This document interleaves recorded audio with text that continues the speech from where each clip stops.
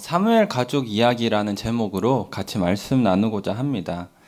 사무엘 선지자가 어떤 사람이었는지 우리가 다양하게 설명할 수 있겠지만 아마도 가장 잘 설명하는 말은 기도의 사람이다라는 것일 겁니다. 왜냐하면 이 사무엘상 12장 23절을 보면 사무엘 선지자는 기도하다가 쉬는 죄를 범하지 않았다 이렇게 말을 하기 때문입니다.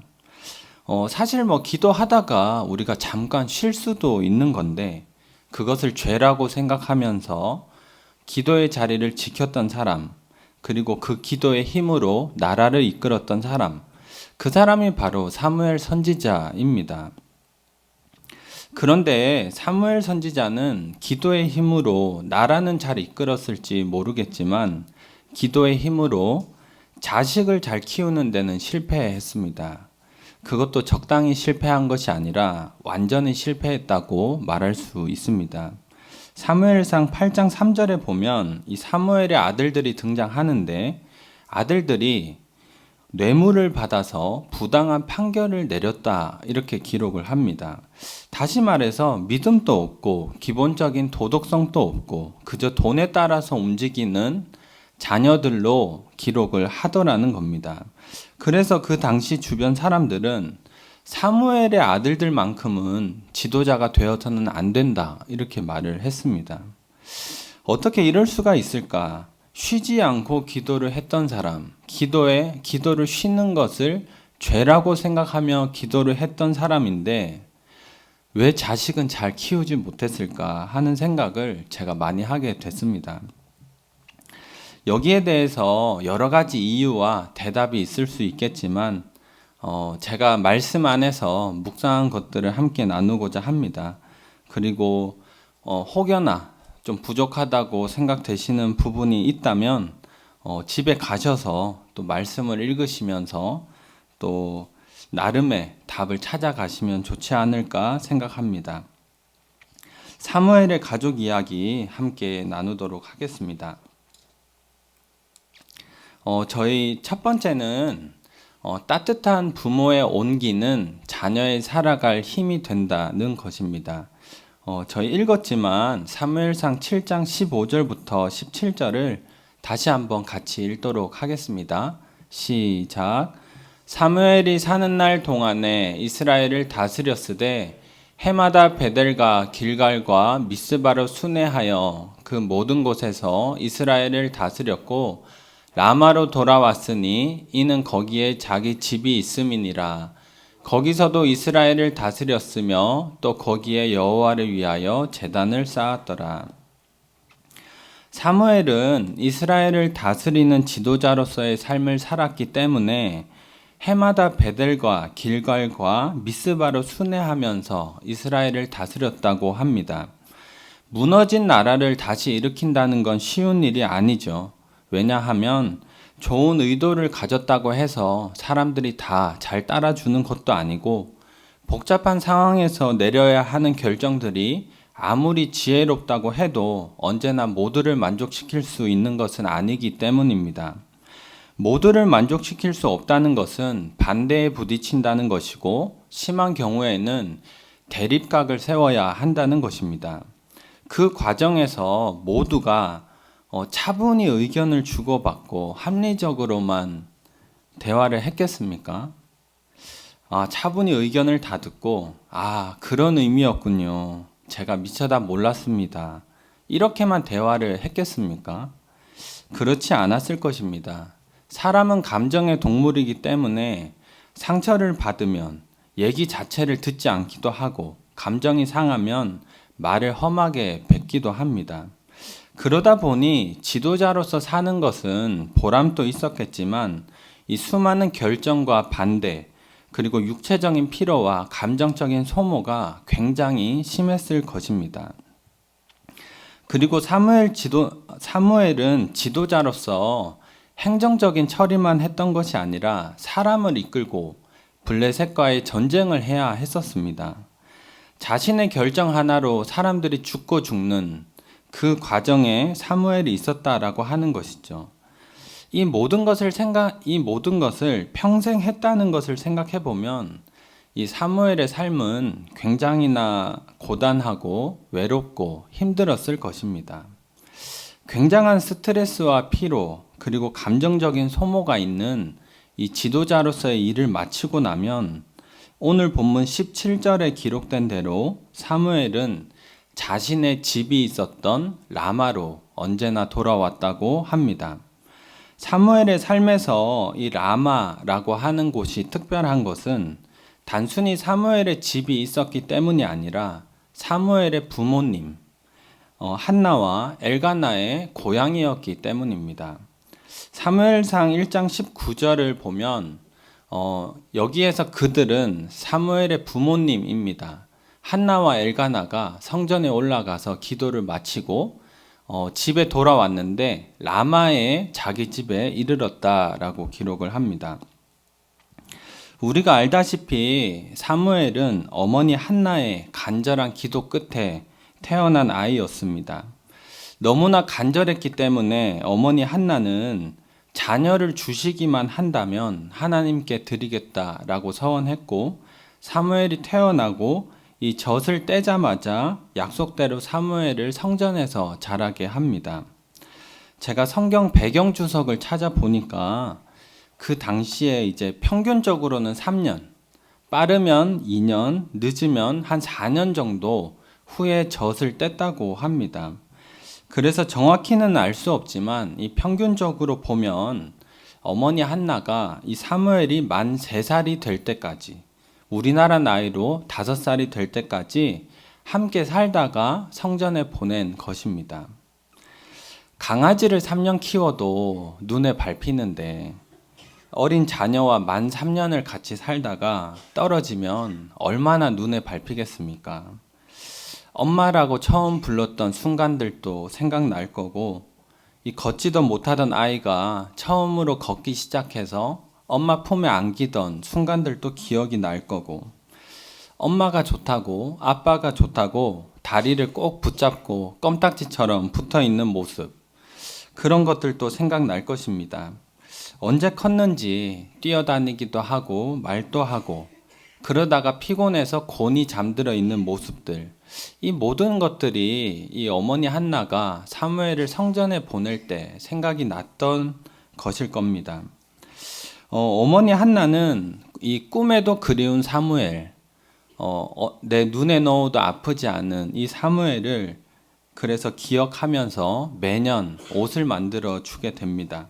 사무엘상 2장 18절부터 19절을 저희 같이 한번 읽도록 하겠습니다. 시작.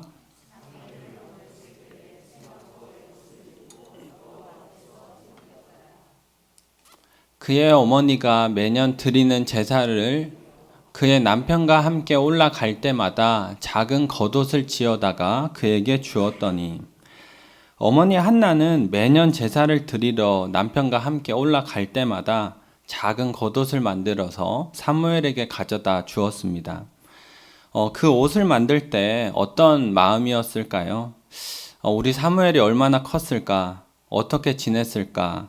생각하며 옷을 만들었을 것이고 어린 사무엘 역시 매년 옷을 만들어 오는 어머니를 기다렸을 것입니다. 시간이 아무리 많이 흐른다 해도 사무엘이 이것을 어떻게 잊어버릴 수가 있겠습니까? 어머니를 떠올리면 매년 자신을 위해서 옷을 만들어 오시던 그 어머니의 모습이 하나의 풍경이 되고 그림이 되어서 마음에 떠오르는 것입니다. 이렇게 자신에게 따뜻한 온기를 베풀었던 어머니의 사랑, 이것이 고단하고 힘겨운 삶을 살아가는 사무엘에게 때때로 힘이 되었던 것입니다. 이것이 사무엘이 고단한 지도자로서의 일을 마치면 언제나 라마로 돌아왔던, 부모님이 계시던 그 라마로 돌아왔던 이유라고 저는 생각을 하는 것입니다. 한마디로 부모님의 따뜻한 온기는 때때로 자녀의 살아갈 힘이 되는 것입니다. 이런 순간이 누구에게나 한 번쯤 있을 것이라 생각합니다.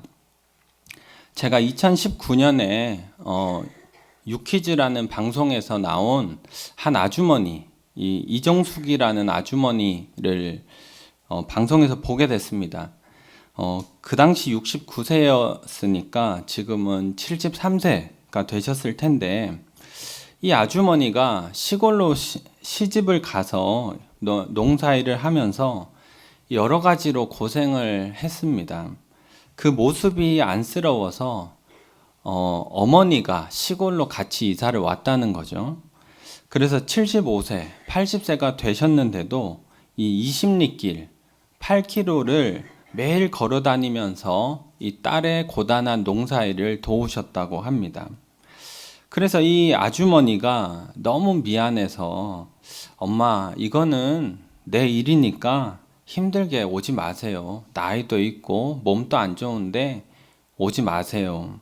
그랬더니 어머니가 네 일이 내 일이다 그러면서 돌아가실 때까지 딸의 일을 도우셨다고 합니다. 살다가 힘이 드실 때면 이 어머니를 생각하면서 인생을 또 살아가고 또 살아갔다라고 얘기를 합니다. 또 이기주 작가의 어머니 이야기도 있습니다. 이 젊은 신인 작가 시절에 책을 썼는데 책이 팔리지 않았던 것입니다. 그래서 쏘가리를 하고 있는데 어느 날 이 몸도 좋지 않은 어머니가 가방에서 한 5-6권의 책을 꺼내면서 물어서 서점에 가서 네 책 좀 사왔다 이렇게 말을 했습니다.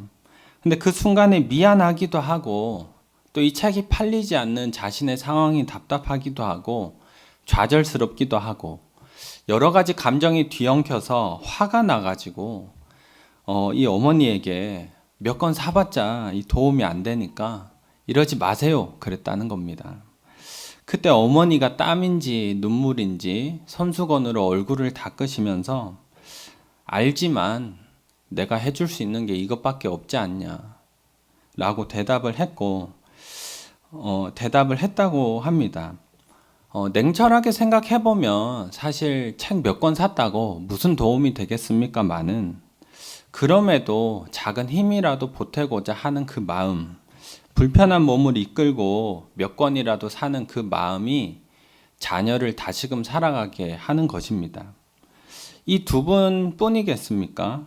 나이가 많든지 적든지 사회적으로 성공을 했든지 그렇지 않든지 이 부모님이 자녀에게 베푸는 따뜻한 온기는 자녀가 살아갈 힘이 되고 그리움이 되는 것입니다.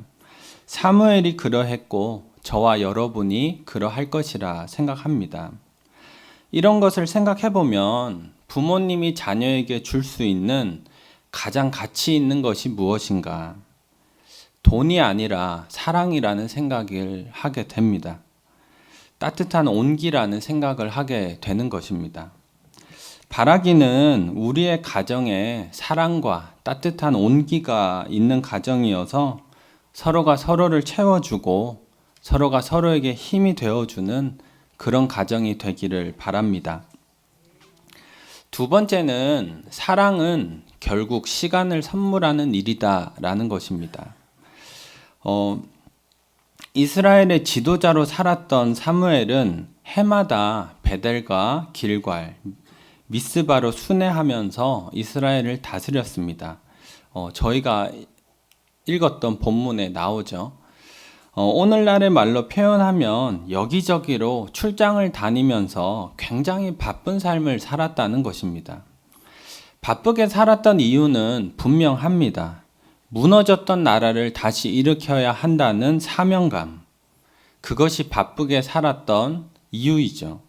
그래서 지도자로서의 사무엘은 너무나 훌륭하다고 말할 수 있습니다. 자신의 시간과 몸을 다 바쳐서 바쁘게 살았던 것을 어떻게 훌륭하지 않다 말할 수 있겠습니까? 그렇지만 안타깝게도 아버지로서의 사무엘은 훌륭하다고 말하기는 힘들다고 생각을 합니다.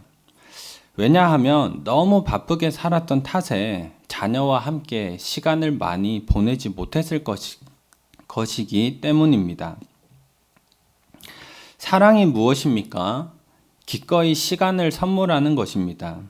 시간을 내어주지 않고 우리가 사랑을 할 수 있겠습니까? 그런 방법은 없는 것입니다. 결국 사랑은 시간을 선물하는 일이고 기꺼이 시간을 내어서 함께 시간을 보내는 것입니다. 물론 먹고 사는 게 바쁘고 부모님의 삶에 주어진 다양한 역할과 책임이 있기 때문에 이 자녀와 함께 시간을 보낸다는 것이 쉬운 것은 아닙니다. 사무엘 역시 지도자로서의 무거운 책임감, 그리고 바쁜 일정 속에서 자녀와 함께 시간을 보낸다는 것이 너무나 어려웠겠죠. 그러나 그렇다고 해서 시간을 함께 보내는 것을 다른 것으로 대체할 수 있는 것이 아닙니다. 시간을 함께 보내주지 못한 미안함 때문에 용돈을 많이 주면 그것이 해결되겠습니까? 원하는 것을 많이 사주고 부모님이 사회적으로 얼마나 고생하는지, 얼마나 대단한 일을 하는지 자녀에게 설명한다고 해서 그것이 자녀에게 부모와 함께 보내는 시간을 대체할 수 있겠습니까? 그렇지 않다는 것이죠. 그 반대도 마찬가지라고 생각합니다. 자녀가 어렸을 때는 부모가 함께 시간을 보내주는 것이 중요하지만 시간이 흘러서 부모가 나이가 들게 되면 그때는 자녀가 부모와 함께 시간을 보내주는 게 중요합니다. 아플 때 병원에 같이 가지고 찾아가서 밥도 먹어주고 말동무도 해주고 어린 자녀에게 부모가 함께 있어주는 것, 나이 든 부모에게 자녀가 함께 있어주는 것보다 우리가 줄 수 있는 더 큰 선물은 없다는 것입니다. 물론 매일 같이 붙어 다녀라 그런 이야기는 아닙니다. 그거는 부모님도 원하지 않고 어린 자녀도 원하는 것은 아닙니다. 다만 적은 시간이라 하더라도 시간을 함께 보내는 것은 다른 것으로 대체할 수가 없다는 것입니다. 그래서 저는 약간의 오해가 있을지 모르겠지만 이렇게 얘기를 해보겠습니다. 만약에 기도의 시간을 좀 줄여서라도 시간을 함께 보낼 수 있다면 그것이 더 나은 것입니다. 왜냐하면 사무엘이 더 기도하지 못했기 때문에 자녀가 엉망이 된 것이 아니라 더 함께 해주지 못했기 때문에 자녀가 엉망이 되었기 때문입니다. 오해는 하지 않으셨으면 좋겠습니다. 기도를 하지 말라는 것도 아니고 기도가 소용이 없다는 것도 아닙니다. 다만 기도가 중요하다고 해서 기도 하나만으로 다른 모든 것을 대체할 수는 없다는 것이죠. 그래서 기도를 하는 것만큼이나 우리가 시간을 함께 보내는 것도 중요하다는 것입니다. 결국에 사랑은 내 시간을 기꺼이 내어주는 것, 우리의 시간을 기꺼이 선물하는 것입니다. 마지막 세 번째는 권위적인 부모가 아니라 권위 있는 부모가 되어라는 것입니다. 사무엘상 1장 8절 말씀 같이 한번 읽도록 하겠습니다. 시작.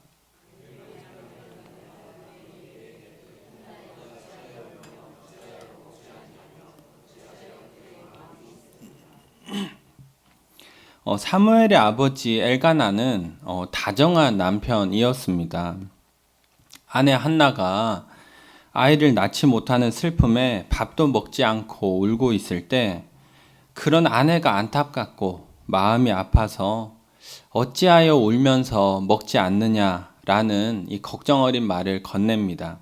무엇보다 내가 당신에게 10아들보다 낫지 않느냐라고 말하는데 이 말은 내가 당신에게 10아들보다 더 나은 사람이 되도록 노력하겠다. 내가 당신에게 더 잘하겠다는 의미라고 저는 생각합니다. 여기에서 제가 주목한 것은 이 남편 엘가나는 아내 탓을 하지 않는다는 것입니다. 옛날 조선을 생각해 보면 비가 오지 않는 것은 왕의 덕이 없는 탓이고 출산을 하지 못하는 것은 여자가 덕이 없는 탓이었습니다. 근데 조선보다 더 고대 시절인 이 사무엘의 시대에 부림을 가지고 아내를 탓한다면 뭐 얼마든지 탓을 할 수 있었겠지만 남편 엘가나는 그렇게 하지 않았다는 것입니다. 오히려 아이를 낳지 못해서 슬퍼하는 아내의 마음에 공감해주면서 내가 10아들의 자리를 채울 수 있도록 노력하겠다. 그렇게 말을 하는 것입니다. 이런 이야기를 우리가 듣는다면 마음이 어떻습니까? 마음이 따뜻해지잖아요. 그래, 내가 결혼 하나는 잘했지. 지금 아기는 없지만 그래, 남편 덕분에 또 하루 살지. 없던 힘도 생기지 않겠습니까? 그런데 만약에 엘가나가 이 가부장적인 한국 남편이다. 그러면 뭐라고 말하겠습니까? 또 울어? 뉴스 봐야 되니까 좀 방에 가서 울라고. 그럼 뭐 운다고 애가 생기는 것도 아닌데 뭐 맨날 울기만 하고 답답하다 뭐 그런 얘기를 하지 않았겠을까 상상을 해봅니다. 이런 얘기를 들으면 어떻습니까? 이 먹던 밥그릇도 집어 던지고 이 함부로 놀리는 입을 숟가락으로 때리고 싶지 않겠습니까? 그런데도 왜 한국의 많은 아버지들이 그렇게 얘기를 하는 것일까? 많은 경우에는 자신의 아버지가 어머니에게 하는 것을 자신도 모르는 사이에 보고 배웠다라는 것입니다. 다시 말해서 나의 아버지가 어머니의 마음에 공감해주고 얘기를 들어주고 위로해주는 걸 본 적이 없다는 것이죠. 이것은 남편과 아내뿐만 아니라 부모와 자식 간의 관계도 마찬가지라고 생각합니다. 만약에 지금 현재에 자녀를 엄하게 대하는 아버지가 있다면 그 아버지 역시 과거에 자신의 아버지로부터 엄하게 컸을 가능성이 높다는 것입니다. 아버지를 보고 자라면서 나도 모르는 사이에 그것을 보고 배우는 것입니다. 그래서 내가 부모가 되었을 때 내가 싫어했던 아버지 모습, 내가 닮지 말아야지 했던 아버지를 어느새 닮아 있는 것입니다. 제가 이 이야기를 하는 것은 사무엘이 그랬다고 생각하기 때문입니다. 사무엘의 아버지 엘가나는 따뜻하고 공감할 줄 아는 사람이었지만 사무엘은 어린 시절부터 부모님과 떨어져서 성전에서 살았기 때문에 그 아버지의 모습을 보지 못했다는 것이죠. 가정 안에서 남편의 역할이 어떻고 아버지가 아내를 어떻게 위로해야 되고 아버지가 자식을 어떻게 대해야 하는지를 못 봤다는 것입니다. 그렇다면 사무엘이 성전에서 자랄 때 아버지 엘가나를 대신해서 가장 많이 보고 영향을 받은 사람은 누구일까요? 엘리 제사장입니다. 그래서 지도자로서의 엘리 제사장과 사무엘은 전혀 다른 모습으로 기록을 하지만 아버지로서의 엘리 제사장과 사무엘은 많이 닮아 있을지도 모릅니다. 왜냐하면 엘리 제사장의 아들들과 사무엘의 아들들의 모습이 닮았기 때문입니다. 사무엘상 2장에 보면 엘리 제사장의 아들들이 나오는데 이 불량한 제사장으로 등장을 합니다. 제사장으로서 지켜야 하는 규정이 있는데 그거를 지키지 않고 자신들의 이익을 부당하게 추구하는 모습이 등장합니다. 레위기야 신명기에 보면 이 제사를 지낸 후에 제사장의 몫으로 주는 고기 부위가 정해져 있는데 이 엘리 제사장의 아들들은 그냥 갈고리를 넣어서 걸려 나오는 고기를 가지고 갔습니다. 왜 그렇게 하냐면 제사장의 규정과 상관없이 먹고 싶은 부위를 먹고자 그냥 갈고리를 넣어서 가지고 간 것이죠. 이러한 모습이 사무엘의 아들들에게도 있다는 것입니다. 사무엘상 8장 1절부터 3절을 저희 같이 한번 읽도록 하겠습니다. 시작. 사무엘이 늙음에 그의 아들들을 이스라엘 사사로 삼으니 장자의 이름은 요엘이요 차자의 이름은 아비야라. 그들이 브엘세바에서 사사가 되니라. 그의 아들들이 자기 아버지의 행위를 따르지 아니하고 이익을 따라 뇌물을 받고 판결을 굽게 하니라. 어느덧 사무엘이 많이 늙었습니다. 그래서 자신의 아들들을 이스라엘의 사사, 지도자로 세웠습니다. 첫째 아들의 이름은 요엘, 여호와는 나의 하나님이시다 라는 뜻이고, 둘째 아들의 이름은 아비야, 여호와는 나의 아버지시다 라는 뜻입니다. 이름의 뜻을 보면 사무엘이 자녀를 믿음으로 키우고자 했던 것을 알 수 있습니다. 그런데 3절을 보면 사무엘의 아들들은 아버지의 행위를 따르지 않고 이익을 따라 뇌물을 받고 부당한 판결을 내렸다고 합니다. 엘리 제사장의 아들들이 제사장으로서의 규칙을 어겼다면 사무엘의 아들들은 지도자로서의 규칙을 어기고 부당한 이익을 취했다고 하는 것입니다.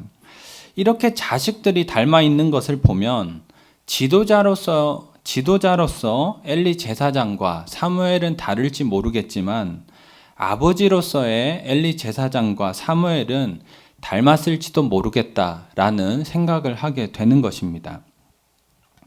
어떻게 그랬을까 하는 부분에서 제가 나름의 묵상을 해봤습니다. 이 성전이 어떤 곳이냐면 수많은 규칙들이 존재하는 곳이죠. 어릴 때부터 이 성전 안에서 많은 규칙에 얽매여서 산다고 생각하면 얼마나 답답하겠습니까? 우리가 군대 가서 지내는 게 힘든 것이 그 군대에서 지켜야 되는 수칙들이 굉장히 불편하기 때문입니다. 근데 군대 체질이라고 해도 군대가 힘든데 이 군대 체질도 아니라면 군대가 얼마나 힘들겠습니까? 그리고 아버지가 군대 체질이라고 자녀까지 군대 체질이냐? 그런 건 아니잖아요. 그러니까 사무엘은 성전 체질이었습니다. 어릴 때부터 성전에서 자라서 많은 규칙들 안에서 살아가는 것이 사무엘에게는 큰 문제가 아니었습니다. 그러나 사무엘이 성전 체질이라고 자녀들까지 성전 체질은 아닌 것이죠. 그러다 보니까 뭔가 사무엘이 볼 때는 왜 이렇게 정해져 있는데 너는 그렇게 하지 않니? 아버지는 잘했는데 너는 왜 그렇게 못하니? 막 그렇게 다그치고 혼내고 그러다가 어느 임계점을 넘어가게 되면 자식들이 규칙을 지키려고 노력하는 것이 아니라 규칙을 다 어겨버리는 쪽으로 살아가게 된다는 것이죠. 그리고 사무엘은 무너진 나라를 일으켜야 했던 지도자였습니다. 그러다 보니까 얼마나 강직하게 살았겠습니까? 다른 사람의 잘못을 개혁해야 되는 사람이 나의 가족의 잘못은 없는 셈 친다. 그러기는 힘든 것이죠. 그러다 보니까 자신들의 가족을 향해서 쏟아지는 수많은 눈빛들, 시선들, 그것을 고려하다 보니 자녀들에게 아무래도 엄하게 되었지 않을까라고 생각을 하는 것입니다. 똑바로 해라, 잘 해라, 이렇게 하지 마라, 저렇게 해라.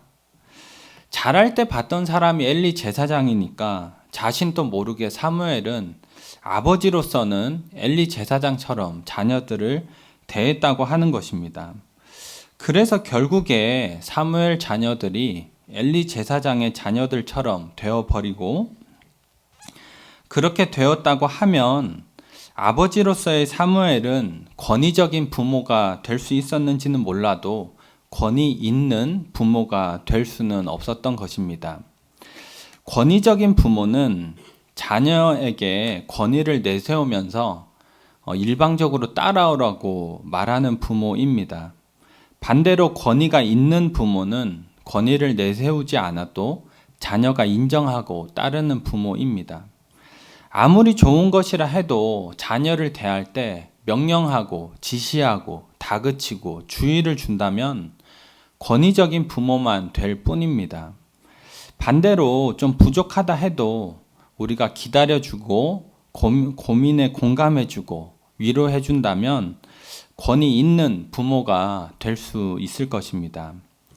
어떤 음식이나 과자가 몸에 좋지 않다고 해서 막 그런 거 먹지 말라고 다그치고 엄마는 몸에 안 좋은 거 안 먹으니까 너나 먹어라 이런 식으로 자녀를 대한다면 그런 식으로 대하는 부모님하고 몸에 좀 안 좋아도 그것을 같이 먹어주면서 음식에 대해서 얘기해주는 부모님하고 누가 자녀로부터 권위를 인정받겠습니까? 또 늦잠 자는 게 못마땅해가지고 뭐 이 험한 세상 어떻게 살려고 하냐고 막 아버지는 뭐 군대 다닐 때 뭐 너 나이 때 뭐 그렇게 답답하다면서 화를 내는 부모님하고 더디더라도 좀 기다려주고 그래도 아빠는 엄마는 너를 믿는단다 라고 말해주는 부모님하고 누가 자녀로부터의 권위를 인정받겠습니까? 당연히 부모님들은 이 오랜 세월을 살면서 뭐가 좋은지 그리고 이 험한 세상을 어떻게 살아야 하는지 몸으로 체득한 것이 있습니다. 그러다 보니까 이 부모님의 눈으로 자녀를 보면 얼마나 못마땅하겠습니까? 알아서 하는 거 하나도 없는데 알아서 한다 그러고 알겠다 그랬는데 또 늦잠 자버리고 또 기껏 힘겹게 키워줬는데 뭐 엄마가 해준 게 뭐 있냐 뭐 아빠한테 맞은 기억밖에 없다 뭐 그런 얘기하면 얼마나 이 뒤통수를 한 대 때리고 싶겠습니까?